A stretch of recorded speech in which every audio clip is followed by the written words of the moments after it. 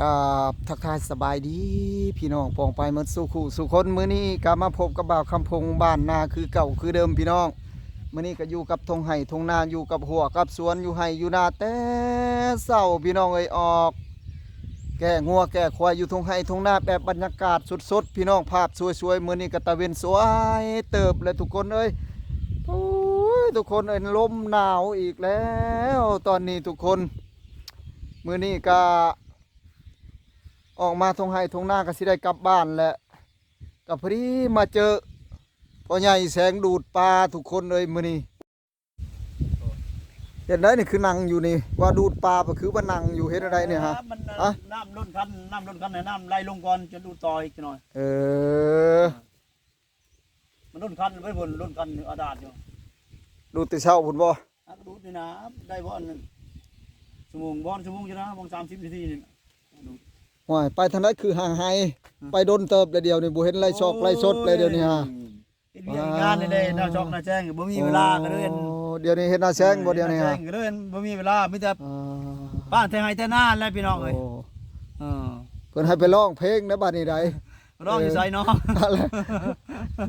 เพิ่นสิจ้าง FC เพิ่นสิจ้างว่า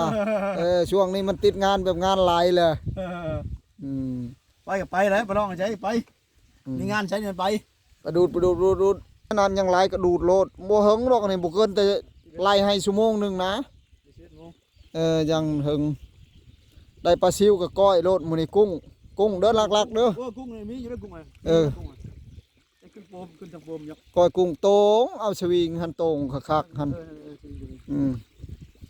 มันไหลลงก่อนมันไหลบ่ทันมันยังไหลบ่ทันแม่นบ่มันแห้งกว่าบ่แล้วบ่ใส่ฮะแต่ถ้าไปนี่บ่ได้บ่นี่ป้านนี่ก็แล้วนี่มองนี่มันก็ไหลไปเลยโอ้ยขันไปลงทางนั้นพุ่นมันก็ฉันก็ไปลงทางนั้นแล้วก็แล้วเลยเด้อมันมอทางนั้นโหดูดลีกับประมาณน่าจะประมาณชั่วโมงนึงนี่แหละทุกคนโอ้เห็นปลาซิวทุกคนเห็นแต่ปลาซิวแต่ว่าปลาใหญ่นี่น่าจะบ่มีหลายเลยทุกคนเลยเพราะว่าแล้วให้แล้วหน้าแหละผู้เจ้าบ่ได้อยู่หันเถื่อเฮาบ่ได้อยู่คนนอกเพิ่นก็มาตึกมายังเอาพี่น้องเพราะว่ามันช่วงในช่วงแรงบ่มีไผอยู่ให้อยู่หน้านะก็ต้องดูดคันบ่ดูดก็บ่ได้กินเลยทุกคน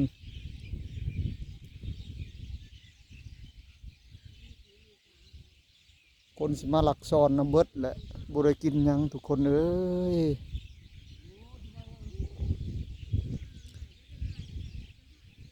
โอ้ยมันยังบ่ทันบกได้อยู่ดอกปลาบ่บกจังน้อยผู้ก้อยกุ้งเด้อเพนเด้อคลองขล่มพอคลองแล้วบัดนี้เฮ็ดได้บัดนี้เงาะบ่ได้ปลาบ่ดึงมาดูจะกระถึงอยู่พี่ถึงอยู่พี่แล้วก็ป้านนี่ป้านนี่เจ้าก็ดูดไปเลยนี่พี่ยากสังใส่ให้นาหันดูดจนมันก็เต็มเพื่อเจ้าทานี่เจ้าบ่ช่วยบ่นี่เจ้าป้านนี่แล้วก็แล้วเลยนี่คันมันถึงนี่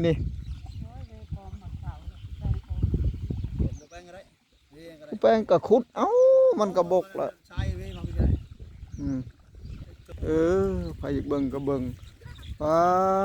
ตัวผู้ชายมันนกลายเทมุนีเนาะพังเสียงนก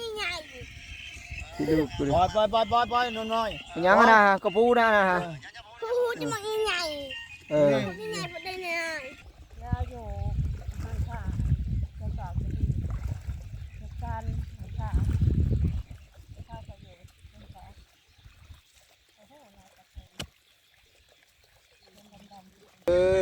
ตู้2 ล้านตู้หันบกอยู่ดอกเป็นยังบ่บกบ่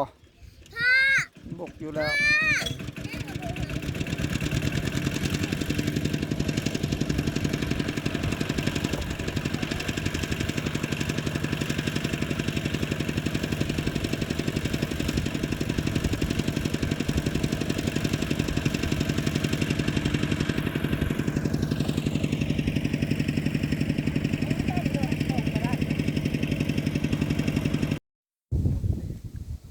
หลังจากดูดปลากระบกแล้วพี่น้องเอ้ยมาเบิ่งว่าได้หรือบ่ได้ทุกคนไปเบิ่งกำลัง ปูงมปลาอยู่ทางปูกำลังงมปลากำลังงมปลาทุกคน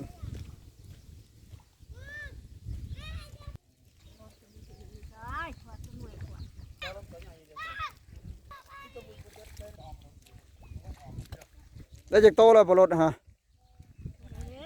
ได้บ่เป็น10บ่โอ้บ่ฮอด10มันยังบ่ทันออกจักหน่อยพุ่นมันออกพุ่น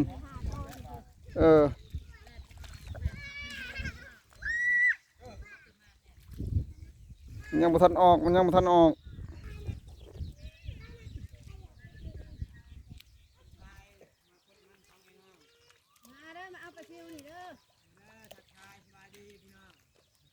มาเนี่ย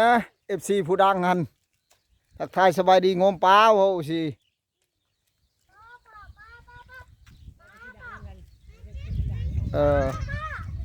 ดังชื่อมีดอะไรลงเฟซชื่อมีดบางยาวๆคืออันนั้นดังเราก็ตามหาดอกล้นดอก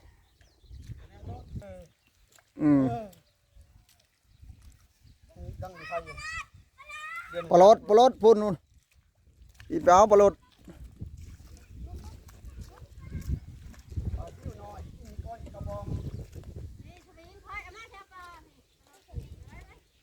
โอ้ยกาวาได้สิได้ปลาคอใหญ่บ่ได้แล้วชาติแหละหมดเลยปลดใหญ่ใช่ไหมปลดฮะชำนาญแล้วแม่มันนั่นแหละนะฮะ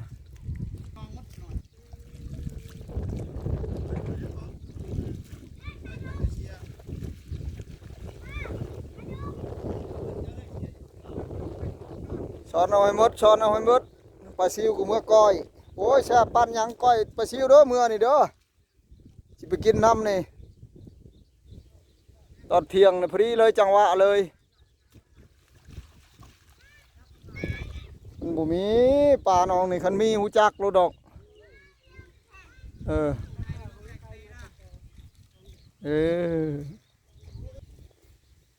บัดนี้จะพาทุกคนไปเบิ่งก่อนโอ้ได้ลายไปได้ทุกคนเลยเบิ่งมีปลาใหญ่บ่อ๋อมาย่างอันนี้ฮะเบิ่งมันเป็นอย่างนี้มาย่างอันนี้ฮะโอ้กระปูทุกคนเลยกระปูอ๋อทางในปลาซิวทุกคนบ่จักกุ้งบ่จักปลาซิวก้อยทุกคนเอ้ยบ่ย่างนะปลาดุกโอ้ได้ปลาดุกทุกคนอันนี้ปลาซิวทางนี้ก็ปลาซิวอีกนี่อ๋อทุก